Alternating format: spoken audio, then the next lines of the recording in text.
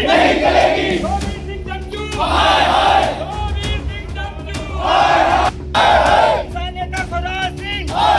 अब ये चंद लोग जो हैं यूनियन वाले, चंचू उर्फ क्या नाम है, हाँ गुरमीत और सोबीर सिंह, इनका तो रवैया चलता ही जा रहा है। मेरा गांव आजमपुर सराय का रहने वाला हूँ।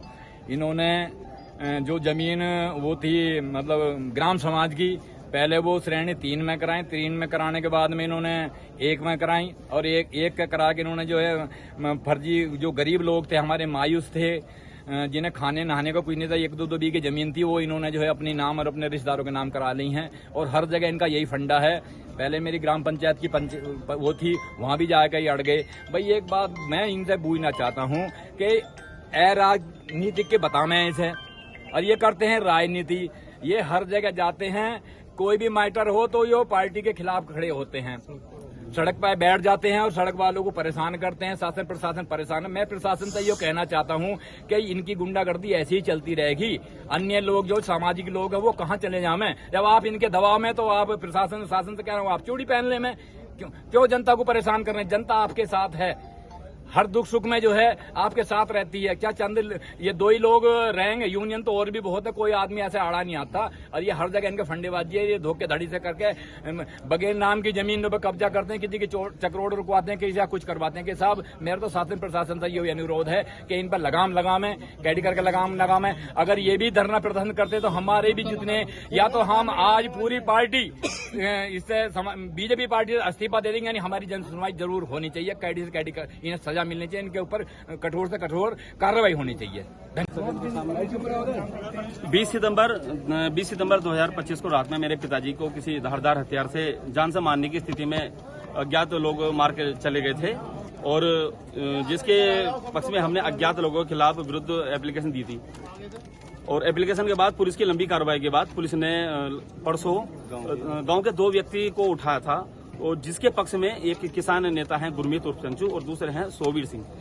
ये जो किसान नेता जो हैं ये एक रसूलपुर के रहने वाले हैं, रसूलपुर माफी के, और दूसरे जो हैं धनौरी खुर्द के रहने वाले हैं। ये दलाल प्रवृत्ति के व्यक्ति हैं और पैसे लेकर ठेके पे काम लेकर और ये धरना और थाने की घेराबंदी ये करते हैं। पूर्व में मेरी पत्नी का जो लोग हैं जो लोग हैं उन्होंने, जो दोषी लोग हैं उन्होंने पहले भी मेरी पत्नी का सर फोड़ा था, और जिसमें भी उनके खिलाफ 308 में मुकदमा थाना मंडी धनौरा में पंजीकृत किया गया था। लेकिन जब पुलिस ने उचित कार्रवाई करनी चाहिए तो इन लोगों ने उस समय भी, गुरमीत सिंह चंचू और सोबीर सिंह ने उस समय भी थाने का घेराव किया था और सड़क जाम करी थी। और शासन और प्रशासन मुझे लगता है इस किसान यूनियन की इन दलाल प्रवृत्ति के लोगों के आगे पूरी तरह से नतमस्तक हो रहा है।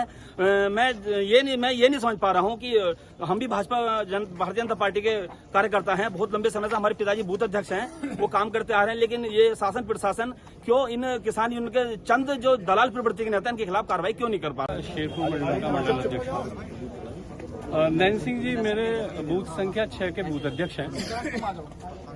अब सत्ता पक्ष होने की वजह से ये प्रशासन पर दबाव बना रहे हैं। क्या सत्ता पक्ष होना गलत है? ये किसान यूनियन के नेता है, ये ऐसे ही तथाकथित कुछ नेता है। एक गुरमीत सिंह चंचू है, सोबीर सिंह है, ये माफिया किस्म के हैं। इनका खुद का घर ग्राम समाज में बना हुआ है। इनका काम जमीनों पर कब्जे करना, जो अपराधी होता है उसके साथ खड़े हो जाना, और गरीब आदमी को न्याय नहीं मिलने देना है। इनका रवैया बना लिया इन्होंने पूरी तहसील में। मेरी मांग प्रशासन से है कि प्रशासन भी इनके सामने बिल्कुल नतमस्तक है। क्या वजह है? इन्होंने कल परसों रोड जाम करा जबकि चुनाव की चल रहा है, और ऐसे में रोड जाम नहीं कर सकते। और हमारा अगर कोई कार्यकर्ता बैठता है प्रशासन तुरंत उठा कर बंद कर देगा।